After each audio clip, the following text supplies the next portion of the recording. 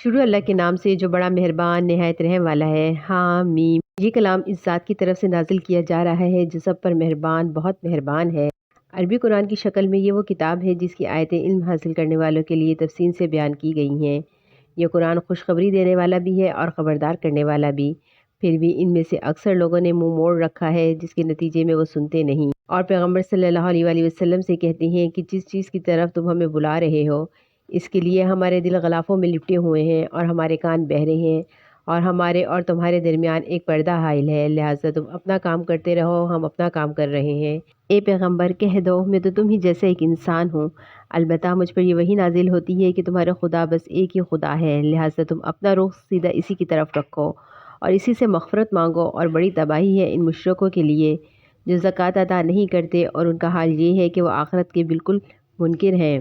البتہ جو لوگ ایمان لے آئے ہیں اور انہوں نے نیک عمل کیے ہیں ان کے لیے بے شک ایسا اجر ہے جس کا سلسلہ کبھی ٹوٹنے والا نہیں۔ کہہ دو کیا تم واقعی اس ذات کے ساتھ کفر کا معاملہ کرتے ہو جس نے زمین کو 2 دن میں پیدا کیا اور اس کے ساتھ دوسروں کو شریک ٹھہراتے ہو؟ وہ ذات تو سارے جہانوں کی پرورش کرنے والی ہے، اور اس نے زمین میں جمے ہوئے پہاڑ پیدا کیے جو اس کے اوپر ابھرے ہوئے ہیں اور اس میں برکت ڈال دی اور اس میں توازن کے ساتھ اس کی غذائیں پیدا کی، سب کچھ 4 دن میں تمام سوال کرنے والوں کے لیے برابر۔ پھر وہ آسمان کی طرف متوجہ ہوا جبکہ وہ اس وقت دھوئیں کی شکل میں تھا اور اس سے پہلے اور زمین سے کہا چلے آؤ چاہے خوشی سے یا زبردستی۔ دونوں نے کہا ہم خوشی خوشی آتے ہیں۔ چنانچہ اس نے 2 دن میں اپنے فیصلے کے تحت ان کے 7 آسمان بنا دیے اور ہر آسمان میں اس کے مناسب حکم بھیج دیا، اور ہم نے اسے قریب والے آسمان کو چراغوں سے سجایا اور اسے خوب محفوظ کر دیا۔ یہ اس ذات کی نبی تلی منصوبہ بندی ہے جس کا اقتدار بھی کامل ہے اور جس کا علم بھی کامل۔ پھر بھی اگر یہ لوگ منہ موڑیں تو کہہ دو میں تمہیں اس کڑکے سے خبردار کر دیا ہے جیسا کڑکا عاد اور ثمود پر نازل ہوا تھا۔ یہ بات ہے جب ان کے پاس پیغمبر کبھی ان کے آگے سے اور کبھی ان کے پیچھے سے یہ پیغام لے کر آئے کہ اللہ کے سوا کسی چیز کی عبادت نہ کرو۔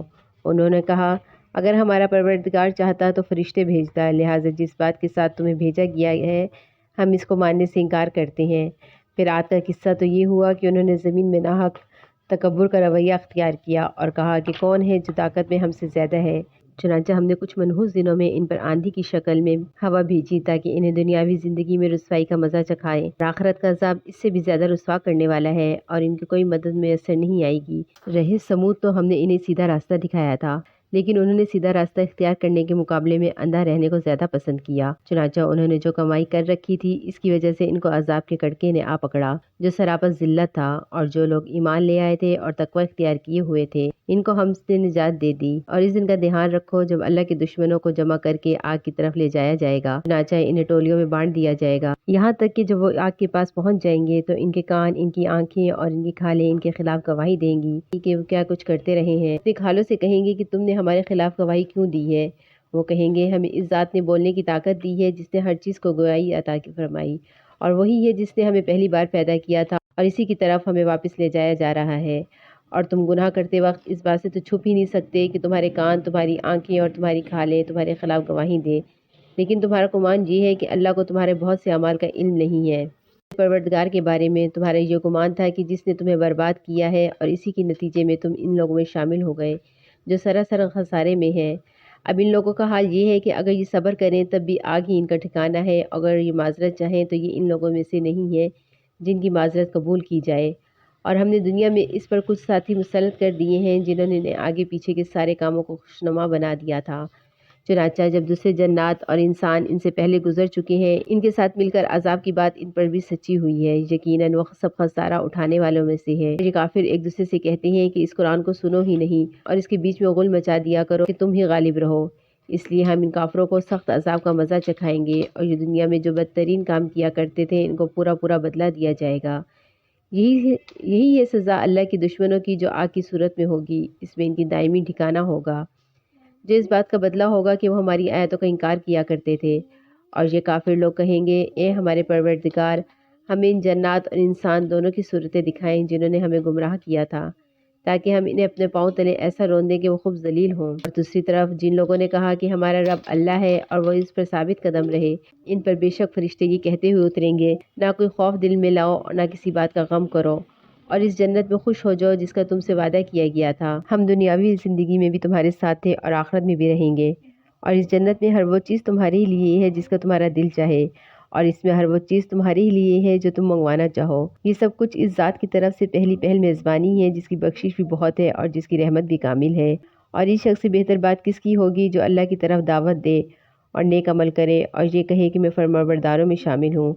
اور نیکی اور بدی برابر نہیں ہوتی، تم بدی کی دفع ایسے طریقے سے کرو جو بہترین ہو، نتیجہ یہ ہوگا جس کے اور تمہارے درمیان دشمنی تھی وہ دیکھتے ہی دیکھتے ایسے ہو جائے گا جیسے تمہارا جگری دوست۔ یہ بات اسی کو عطا ہوتی ہے جو بڑے نصیبوں والا ہے۔ اور اگر تمہیں شیطان کی طرف سے کبھی کوئی چوکا لگے تو شیطان مردود سے اللہ کی پناہ مانگ لیا کرو، بے شک وہ ہر بات سننے والا ہر بات جاننے والا ہے۔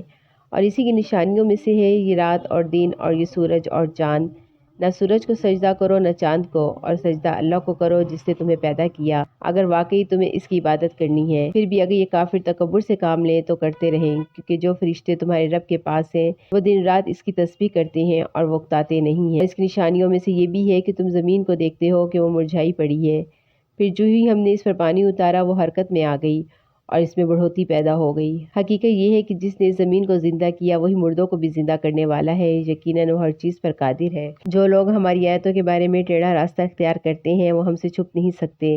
بھلا بتاؤ کہ جس شخص کو آگ میں ڈال دیا جائے وہ بہتر ہے یا وہ شخص جو قیامت کے دن بے خوف و خطر آئے گا؟ اچھا جو چاہو کر لو، یقین جانو کہ وہ تمہارا ہر کام کے خوب دیکھ رہا ہے۔ بے شک ان لوگوں نے بہت برا کیا جنہوں نے نصیحت کی اس کتاب کا انکار کیا جبکہ وہ ان کے پاس آ چکی تھی، حالانکہ وہ بڑی عزت والی کتاب ہے جس تک باطل کی کوئی رسائی نہیں ہے، نہ اس کے آگے سے نہ اس کے پیچھے سے۔ یہ اس ذات کی طرف سے اتاری جا رہی ہے جو حکمت کا مالک ہے، تعریفیں اسی کی طرف لوٹتی ہیں۔ اے پیغمبر، تم سے جو باتیں کہی جا رہی ہیں وہی ہیں جو تم سے پہلے پیغمبروں سے کہی گئی تھیں۔ یقین رکھو تمہارا پروردگار مغفرت کرنے والا بھی ہے اور دردناک سزا دینے والا بھی۔ اور اگر ہم اس قرآن کو عجمی قرآن بناتے تو یہ لوگ کہتے کہ اس کی آیتیں کھول کھول کر کیوں نہیں بیان کی گئیں؟ یہ کیا بات ہے کہ قرآن عجمی ہے اور پیغمبر عربی؟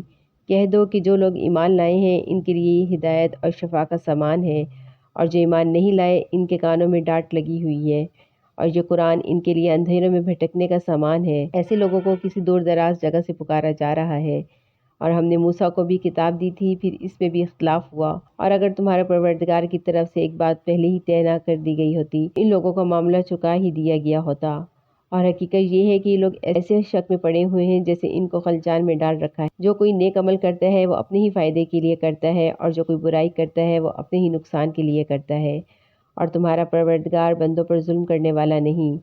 قیامت کے دن اس کی طرف لوٹایا جائے گا اور اللہ کے علم کے بغیر نہ پھلوں میں کوئی پھل اپنی شکوفوں سے نکلتا ہے اور نہ کسی مادے کو حمل ٹھہرتا ہے، نہ اس کو کوئی بچہ پیدا ہوتا ہے۔ اور جس دن وہ ان مشرکوں کو پکارے گا کہیں میرے وہ شریک، تو وہ کہیں گے کہ ہم تو آپ سے ہی عرض کرتے ہیں، ہم میں سے کوئی اب اس بات کا گواہ نہیں ہے کہ آپ کا کوئی شریک ہے۔ اور پہلے یہ لوگ جن جھوٹے خداؤں کو پکارتے تھے ان کو اب ان کا کوئی سراغ نہیں ملے گا، اور وہ سمجھ جائیں گے کہ ان کے لیے اب بچاؤ کا کوئی راستہ نہیں۔ انسان کا حال یہ ہے کہ وہ بھلائی مانگنے سے نہیں تھکتا، اور اگر اسے کوئی برائی چھو جائے تو ایسا مایوس ہو جاتا ہے کہ ہر امید چھوڑ بیٹھتا ہے۔ اور جو تکلیف اسے پہنچتی ہے اگر اس کے بعد ہم اسے اپنی طرف سے کوئی رحمت کا مزہ چکھا دیں تو وہ لازماً یہ کہے گا یہ تو میرا حق تھا اور میں نہیں سمجھتا کہ قیامت آنے والی ہے۔ مجھے اپنے رب کے پاس واپس بھیجا بھی گیا تو مجھے یقین ہے کہ اس کے پاس بھی مجھے خوشحالی ضرور ملے گی۔ اب ہم ان کافروں کو یہ ضرور جتلائیں گے کہ انہوں نے کیا عمل کیے تھے، اور انہیں ایک سخت عذاب کا مزہ ضرور چکھائیں گے۔ جب ہم انسان پر کوئی انعام کرتے ہیں تو وہ منہ موڑ لیتا ہے اور پہلو بدل کر دور چلا جاتا ہے، اور جب اسے کوئی برائی چھو جاتی ہے تو وہ لمبی چوڑی دعائیں کرنے لگتا ہے۔ اے پیغمبر، ان کافروں سے کہو ذرا مجھے بتاؤ، اگر یہ قرآن اللہ کی طرف سے آیا ہے پھر بھی تم نے اس کا انکار کیا تو اس شخص سے زیادہ گمراہ کون ہوگا جو اس کی مخالفت میں بہت دور نکل گیا۔ ہم انہیں اپنی نشانیاں کائنات میں بھی دکھائیں گے اور خود ان کے اپنے وجود میں بھی، یہاں تک کہ ان پر یہ بات کھل کر سامنے آ جائے گی یہی حق ہے۔ کیا تمہارے رب کی یہ بات کافی نہیں ہے کہ وہ ہر چیز کا گواہ ہے؟ یاد رکھو یہ لوگ اپنے رب کا سامنا کرنے کے معاملے میں شک میں پڑے ہوئے ہیں۔ یاد رکھو کہ وہ ہر چیز کو احاطے میں لیے ہوئے ہے۔ اس سورہ میں ایک سجدہ ہے، اس لیے سننے والوں پر ایک سجدہ کرنا لازمی ہے۔